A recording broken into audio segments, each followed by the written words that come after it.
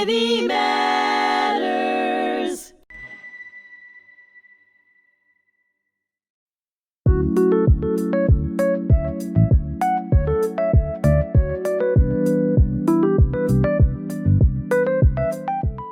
Hello and welcome to Many Voices, One Community, stories that unite us across Long Island and beyond.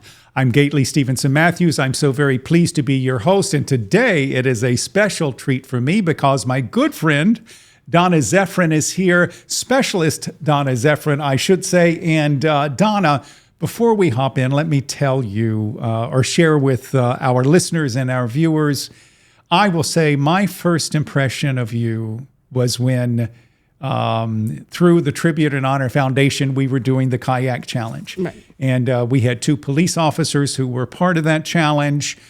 And as the head of the Tribute and Honor Foundation, I will say oftentimes I walk into a room where I don't know people. I can't say I'm uncomfortable in that situation, but it was a lot of new organizations, people I didn't know.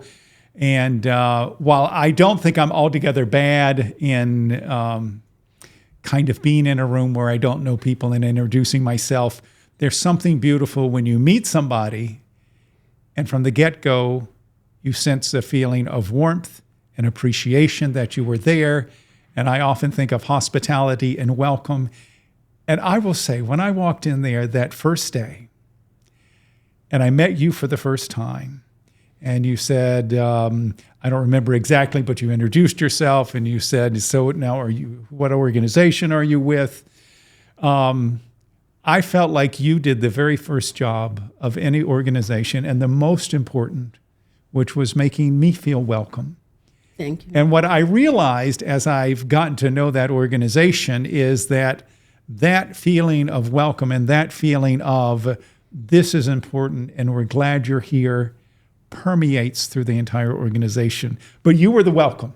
You were the one that brought that warmth. You were that. And oh my gosh, I looked at your resume. I looked at your background, I think in terms of your background in the military, your background that takes a lot of oomph, a lot of chutzpah, and a lot of strength. But the fact that you are able to have that strength and at the same time bring that warmth, I'm just appreciative of that, both as president of the Tribute and Honor Foundation and just as a human being. So I thank you for that. I thank you for being here today. What I'd love to do, if we can start off, because, I know, for example, your parents were Trinidadian, correct? Yes, correct. And I know a little bit about your journey, having read, oh my gosh, I could have stayed on the internet forever because there's so many people have interviewed you for all the right reasons. And your journey is certainly your own, but what an important one. So share a little bit about yourself and the kinds of things that you've been involved with. Well, I was in the United States Army. I did a few years reserve. I did about 7 years reserve. My reserve commander gave me a conditional release to go on active duty. Since I was prior to service, I was able to pick a location where I would like to stay on active duty. So I had three choices. I didn't want to stay in New York because it was too cold for drama. So I wanted to go down south. And my first choice was North Carolina, the 82nd Airborne, but then I got selected for Savannah, Georgia, Hunt Armory Airfield, Fort Stewart. That's where I was selected to go. So I'm in process there. My MOS is a 63 Bravo. I was in the transportation unit, and then within active duty, within 6 months, I was deployed to Iraq. Right, we went to war. Yeah, war. And life changed. During the initial invasion of the war, yeah. Right. And as I understand, you did two tours of duty, tours, correct, yeah. in Iraq. Right. And I know when you came home from those two tours of duty, and as you know, my brother was in a similar way. He was actually full-time National Guard and then went to Iraq. I mean, didn't go to Iraq, but went to Afghanistan and had two tours of duty in Afghanistan. And I'm not going to go into details, but certainly as a family, I have a little bit of a window into some of the challenges that come, to put it lightly. But what was it like coming home, coming back to the States after those tours of duty? Well, it was hard transitioning back into, well, my first tour, I was still in active duty. So transitioning back was difficult because we're in a hostile environment. You had to be always on your guard. And then when I came back, we were told if we had to drive certain convoys, like if there's a red light to go straight through it, be careful. I mean, like if it was a bag or a soda can, be careful, try not to go over it because it could mean IED. So it could be a bomb. A bomb, something as innocent as a bottle of water. Right. Could be a bomb. Right. 'Cause, like the American soldiers, we used to give them stuff, the children who used to beg for food. But then after, they were taking advantage using the stuff that we gave them as to hurt us. Because they would hit us back like left to right, bombing and stuff, and using things like IEDs and rock grenades and all that stuff. So. Right. I know in talking to other veterans, my sense has often been that the tricky part is not being able to necessarily trust the people you were trying to serve. Right. Right. And you may have an innocent child and a young person, but you never know what other factors are in play. Correct. And just and that in itself, I can't. Being someone who has family members who are in the military, but having never served, it's hard for me to even wrap my head around that. There have certainly been situations where perhaps I didn't feel safe for one reason or another, but the idea that something as innocent as a bottle of water or a child who might be a suicide bomber, situation, I can't imagine that. So the other thing I know, there are a lot of people in your shoes who might say, I've done my 2 tours of duty. I'm home. I'm just going to step away from that. I am just going to go back. I'm going to get me a nice, comfortable job. And I'm going to just forget about that and forget about trying to serve the community. And I'm done. So that was not you. No. That has not been you. Right. And again, I'm just thinking about all the things. So why don't you share with our listeners and our viewers a little bit about the things that you've been involved with? I know one of those are the 22 PTSD Awareness Challenge, which I do want to visit about. But why don't you share a little bit about some of the other things you've been involved with as well? When I relocated back to New York, I in process through the Northport VA. I was told to do that. I utilized the vet center, and then later on, they had the Joseph Dwyer Peer Support Group, which I had joined that, which was a great organization. And I had joined some adaptive sports at the Northport VA, like kayaking, cycling, other things as far as we did like aquatics in the pool, which was fun.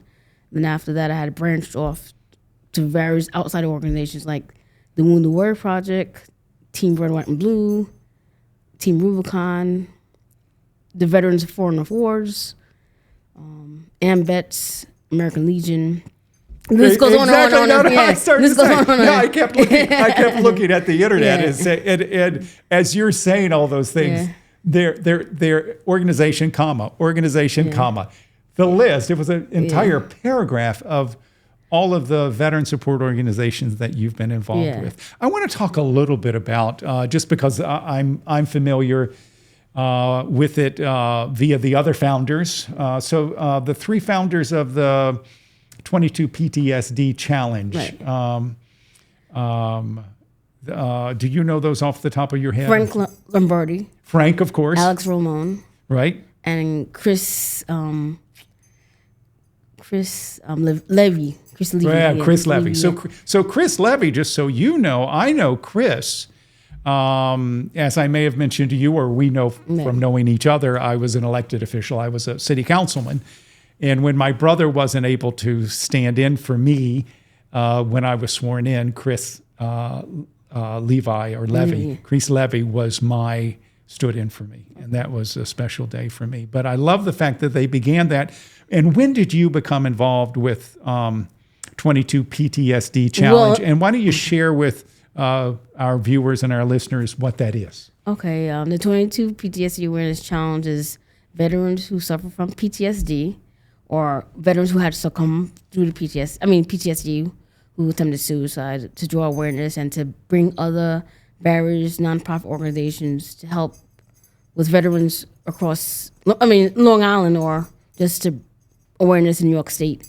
And but prior to that, it was a Kayak for Cause through the War Riders campaign through Ryan Weimer, who was a Marine veteran, and he relocated to Chicago, Illinois. So since the organization for the War Riders campaign got disbanded, then we renamed it to the 22 PTSD Awareness Challenge. But I was with the War Riders campaign, all of us, Alex, Frank, and Chris. We did it under the War Riders campaign, the kayak event originally. Okay, so you were even involved before it came to be 22 PTSD Challenge. I was in from the beginning, yeah. I love that. So, and as some of Derek Valance and his brother Owen, who are Glen Cove police officers, were our representatives through the Tribute and Honor Foundation, who did the kayak challenge last year and also this year. Right. And they're planning to do it yet again, as I understand. And for us, what was nice, as president of the Tribute and Honor Foundation, we were able to be kind of the fundraising end of getting behind that. And the funds that we raised with our two representatives, we then donated to the Charles Evans Center for a program that they have in serving veterans who have mental health challenges such as PTSD and other challenges that come with having served. So the ripple effect of what happens when one person stands with another person and then they join together for a cause such as that. And I will tell you, what time of year is it typically that it's done? In August. In August. So in August of each year. The last Friday of August before Labor Day. Okay, yeah, so last Friday in August before Labor Day. You can find it under 22 PTSD Awareness Challenge, correct, right? Yeah. And you can participate if you sign up early. There are a limited number of spots, so right, you do have to sign up early. But if you're not able to participate as a kayaker, you can participate by supporting or donating to the various organizations involved. Right. And one of the things that I have loved with the 22 PTSD Awareness Challenge is that it involves so many other organizations, that it's not just the kayak challenge. It's not just, taking your kayak across the Long Island Sound. And so people know that 22 is the 22 minutes, as I remember, that it's estimated that a veteran or service member takes their lives correct, by suicide, right? So that's where that number comes from. And it's 22 miles across the Long Island Sound. So that is that connection. But the fact that there is a vendor fair with different veteran support organizations that happen. And tell us exactly where it's located and where it happened. It's located at the Port Jefferson Ice Ring, in the town. And they have a lot of vendors. We have like representatives from the Northport VA, the Vet Center, the Joseph Dwyer Peer Support Group. There's so many other organizations. I can't list them all. Right. And then also we had, I believe he's a Congressman, Chad Lennon. Yeah, Chad's generally there. Yeah, yes, and he did yes, the kayak yes. a few years and support the table. And he's also a veteran. Marine veteran, yeah. Right. And I will, I'm going to switch gears a little bit just because you and I share something in common. Right. And that is we've traveled to the River Jordan. Right. I was just in Israel. I was also in Jordan and Egypt and other areas in the Middle East, but certainly had a special time in Israel. Oh my gosh, I was at Hostage Square 2 days before the hostages were returned. Also went to the Jerusalem Academy of Music and Dance, did a work program near the October 7th, where that horrible event took place. But also in my own tradition, in my Christian tradition, did a baptism at the River Jordan. And I know that's you good. traveled there with a group from Heroes to Heroes. Heroes to Heroes. The Tell me about that. I'd like her to name is learn about that. Judy Elias Erickson. I believe that's the right name. She's a founder. Prior to that, she used to work in Wall Street, New York City. Right. And her grandfather served in World War II, I believe. And with the current veterans who were coming back, with all the suicides, she wanted to give back. So she started this organization called Heroes to Heroes, because she had went to Israel at the time, back in time, and she found it was breathtaking and rewarding. And she wanted to help veterans out with the attempted suicides or trauma or PTSD. And she founded that, and it was a blessing to go. When I got selected to go. And so I'm going to hold up a picture right here. So this is you, and I'm going to hold this up for our viewers. And this is the one you sent to me. Right, so tell me what is happening right here. Well, my captain, she's a lady, a female veteran, Marine veteran. She was going to help me to get under the water, to get baptized, and that's the pastor. Oh, that's beautiful. Yeah. And I will say, when I was there, I think I mentioned to you that I was actually on the Jordan side, and there were people getting baptized on the Israeli side. Really? I had actually been to both sides of the river. But I called across, and there was an Ethiopian minister who did the rites of baptism while I went through the motions. Right. And the thing about Israel, it is the center of so many faiths. And I will say, whether you're whatever your background is, you feel the history and the importance of that piece of land. Right. And I love the fact that people of different faiths can come together and can feel that and sense that. And certainly, oh my gosh, to be there at the time that I was there, and where people's hearts are, and what a challenging time it is, for the people of Israel and the people of that region. It is just wonderful that people can come together and have that kind of experience. And when was this, out of curiosity? I went in May of 2019. Okay, 2019. Yeah. And I know you sent me another picture that I'm going to hold up now. I want you to talk about this. This is an organization called Warrior to Lords. It's a faith-based organization, and they take all different faiths and backgrounds, but it's mostly Catholic. But I applied and I got accepted, and it was through Warrior to Lords, and the organization Warriors to Lords. And the right? people who sponsor it is the Knights of Columbus. They fund the whole program. Okay, and I was seeing, is it Knights of Columbus? Knights of Columbus. Knights of Columbus. Okay. I went this past May, the 13th to the 19th. It was amazing. Wow. So I learned about, Catholics, I always like Catholics, but I learned more about Catholicism, and, what they do and stuff like that. So here is what, and I actually am glad we're talking about this, because, as you know, the name of the show is Many Voices, One Community. Right. And I whatever your religious background is, I was brought up Methodist, and now I'm a Presbyterian elder, and I attend a historically African-American church here in Glen Cove. In fact, of the oldest historically black church in Glen Cove, Calvary AME. I have good friends from many different faiths, as I know is the case with you as well. Right. And I just feel like it's so important, especially now,